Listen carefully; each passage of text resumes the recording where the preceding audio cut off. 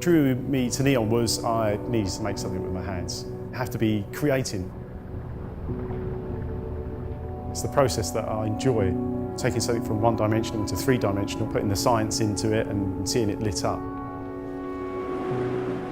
The amount of glass benders in London is, count on one hand. There's not many of us.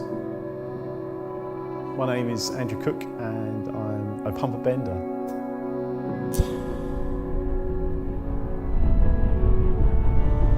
You are making the glass very malleable to the point where it's almost dripping. Using gravity to your own advantage, trying to form something. You're actually shaping it from different parts of your body and obviously using your shoulders to form the bend, not just your hands. Everything that you need is your flame and your hand torch, but for the neon trade there isn't really any tools. Some people say it's a 7-year apprenticeship, but you don't actually call yourself a glass bender until 15 years, which I didn't believe until I've been doing it for more than 15 years. Sometimes you're bending glass like it's, textbook, and you can hear like foremans in your ears saying, do this, do that. You should be able to shut your eyes, put the piece of glass in there, twiddle the flame, put the glass into your mouth and produce a 90-degree angle bend. Because you should be able to feel it rather than just see it. Kind of like Jedi glass bender. I started my apprenticeship in 1988 and I couldn't believe that I was actually working on the Walthamstow docks. It's such a huge building. It's mostly the largest wall of neon. I'd definitely say in London. I remember it kind of on my bench, just drawing it up part of the letters W.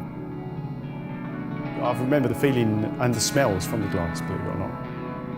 I remember the old codes, like the red, white 1D. I suppose a bit of an Ararat when I come to neon.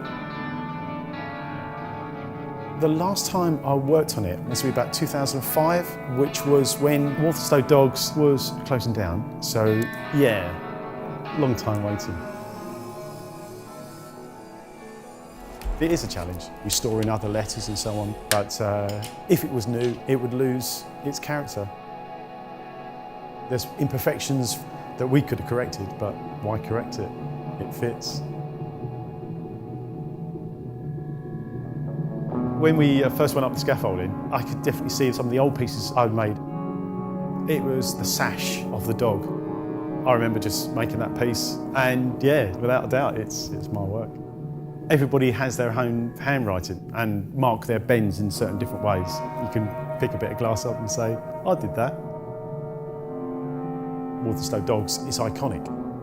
Restoring it now keeps that continuity and tells you a little kind of a story. I feel quite special in a way that it's us that did it, or me that did it. I think I would have felt really let down if I didn't necessarily rise to the challenge because it's kind of like worked on it all my life.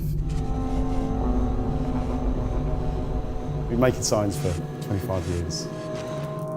Lots of burns, lots of cuts, and lots of loss of hair, but I love doing it. I always say something that if you can imagine how to make it, you can make it.